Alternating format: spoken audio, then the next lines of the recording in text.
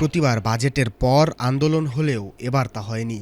দ্রব্যমূল্যের দাম বৃদ্ধি পায়নি, কেননা বিএনপি সরকার জনগণের সরকার, ছাত্রছাত্রীদের সরকার, এবং এ সরকার গরিবদের জন্য সব ধরনের ব্যবস্থা করেছেন।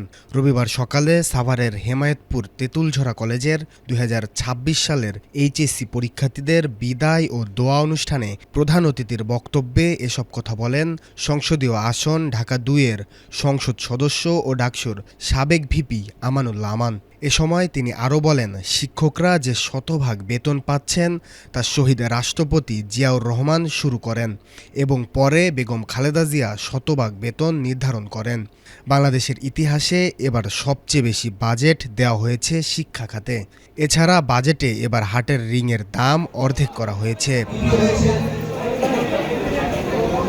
এ সময় শিক্ষার্থীদের উদ্দেশ্যে আমানুল্লাহ আমান বলেন, বাবা মায়ের মুখ উজ্জ্বল করতে হবে, এলাকার মুখ উজ্জ্বল করতে তোমাদেরকে ভালো ফলাফল করতে হবে, তোমরাই আগামী দিনের ভবিষ্যৎ। তেঁতুলঝরা কলেজ অধ্যক্ষ ইউনুস আল মামুনের সভাপতিত্বে আয়োজিত অনুষ্ঠানে তেঁতুলঝরা ইউনিয়ন বিএনপি সভাপতি হাজী মোহাম্মদ মহিউদ্দিন, সাধারণ সম্পাদক হাজী মোহাম্মদ আব্দুল আজিজ ছাড়াও কলেজের শিক্ষক শিক্ষার্থীরা উপস্থিত ছিলেন।